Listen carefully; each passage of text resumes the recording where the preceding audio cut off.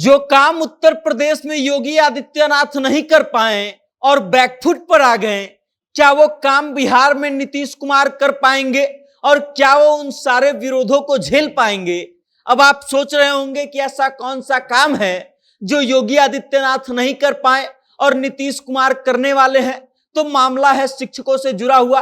अब जान लीजिए कि कुछ समय पहले उत्तर प्रदेश के सरकारी शिक्षकों के लिए एक बड़ी फरमान जारी की गई थी कि अब उनकी हाजिरी ऑनलाइन बनेगी, जिसका वहां के शिक्षकों ने खूब विरोध किया था और अंततः योगी आदित्यनाथ की सरकार को बैकफुट पर आना पड़ा था और अब बिहार में भी वही होने जा रहा है।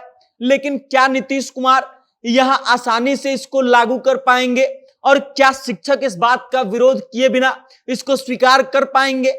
क्योंकि पिछले कुछ समय से हम देख रहे हैं कि बिहार के सरकारी शिक्षक हर चीज में सरकार का और शिक्षा विभाग का विरोध कर रहे हैं। अब पूरा माजरा क्या है, इससे आपको रूबरू करवाएंगे, लेकिन उससे पहले आप हमारा परिचय जान लीजिए। नमस्कार, मेरा नाम वेद प्रकाश है। आप जनता जंक्शन देखना शुरू कर चुके हैं और कैमरे के पीछे हैं विशाल। शिक्षकों की ऑनलाइन अटेंडेंस का मुद्दा एक बार फिर से चर्चा में है। उत्तर प्रदेश में फिलहाल शिक्षकों की ऑनलाइन अटेंडेंस जो है अभी शुरू नहीं हो सकी है।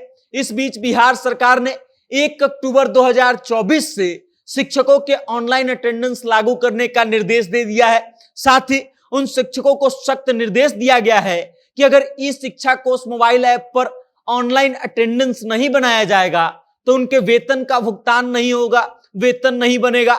बिहार शिक्षा विभाग के अपर मुख्य सचिव एस सिद्धार्थ जो है वो के पाठक से भी सख्त निकले और एस सिद्धार्थ ने बीते मंगलवार को अर्थात 27 अगस्त 2024 को ऑनलाइन अटेंडेंस को लागू करने के सख्त निर्देश जारी किए हैं। अब हालांकि यूपी में शिक्षकों के विरोध के बाद इस ऑनलाइन अटेंडेंस के फैसले को फिलहाल टाल दिया गया है।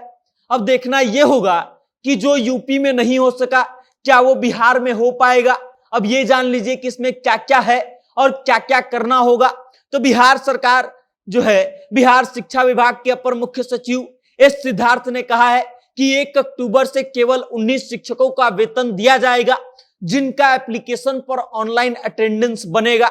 नए आदेश में यह भी कहा गया है कि 1 सितंबर को सभी शिक्षक जो है वो एप्लीकेशन को अपडेट कर लेंगे और अटेंडेंस को लेकर के उस ऐप में नए विकल्प जोड़ दिए गए हैं। शिक्षा विभाग ने इस ऐप में स्कूल एडमिन का ऑप्शन दिया है। इससे जो शिक्षक खुद मोबाइल ऐप में हाजिरी नहीं बनाते हैं उन शिक्षकों की हाजिरी जो है वो प्रिंसिपल साहब भी दर्ज कर सकते हैं। बिहार में सरकारी स्कूलों में शिक्षा की गुणवत्ता और बेहतर करने के मकसद से ऑनलाइन अटेंडेंस का रुख किया जा रहा है। अगर टीचर स्कूल छोड़ते हैं तो उन्हें इस ऐप पर उसकी जानकारी देनी होगी। अगर किसी शिक्षक को छुट्टी लेनी है तो उससे पहले प्रिंसिपल से परमिशन लेना होगा और उसके बाद ई शिक्षा कोष मोबाइल ऐप के माध्यम से आवेदन करना होगा। किसी शिक्षक को अगर स्कूल के काम से बाहर जाना है तो ऐसे स्थिति में मोबाइल ऐप पर अलग से अटेंडेंस का ऑप्शन दिया गया है। प्रिंसिपल की परमिशन के बाद ही स्कूल से बाहर जाने के लिए मोबाइल ऐप पर आवेदन कर सकते हैं। उसके अलावा ऑनलाइन अटेंडेंस बनाने और स्कूल छोड़ने का समय जो है वो अपलोड होने के बाद शिक्षा विभाग में किसी भी जांच दल को स्कूल में आने की जरूरत नहीं पड़ेगी। यह ऐप स्कूल के 500 मीटर के अंदर ही काम करेगा। इस ऐप में सेल्फी फीचर भी डाला गया है। टीचर जब भी लॉगिन करेंगे तो उसमें सबसे पहला ऑप्शन सेल्फी लेने का आएगा। इसके बाद ही अटेंडेंस दर्ज की जा सकेगी। अब ये जान लीजिए कि उत्तर प्रदेश में इसका विरोध क्यों हुआ। तो शिक्षकों ने कई बातों के आधार पर इसका विरोध किया था। कुछ शिक्षकों का कहना था कि बारिश के कारण खराब रास्ते, स्कूलों में जल भराव जैसी व्यवहारिक दिक्कतें हैं और ऐसे में ऑनलाइन अटेंडेंस देना मुश्किल हो जाता है। साथ ही कुछ शिक्षकों ने इस ऐप और टैबलेट में भी टेक्निकल खराबी की बात कही थी, जिससे समय पर उनकी अटेंडेंस नहीं लगी और सैलरी कटने का डर बन गया था। यूपी में काफी कोशिशों के बाद भी ऑनलाइन अटेंडेंस का आंकड़ा जो है वो 1% को पार नहीं कर सका था और इस वजह से 17 जुलाई 2024 को सरकार ने ऑनलाइन अटेंडेंस के आदेश को 2 महीने के लिए स्थगित कर दिया था। मुख्य सचिव की ओर से डिजिटल हाजिरी पर फिलहाल रोक का आदेश जारी कर दिया गया था।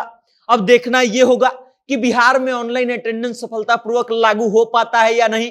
बिहार के शिक्षक जो हैं वो इसको आसानी से मानते हैं या नहीं। अब आप इस खबर को लेकर के क्या सोचते हैं इस खबर के बारे में आपकी क्या राय है, कमेंट करके अपनी राय हम तक भेज दीजिएगा और देखते रहिएगा जनता जंक्शन। बहुत बहुत धन्यवाद।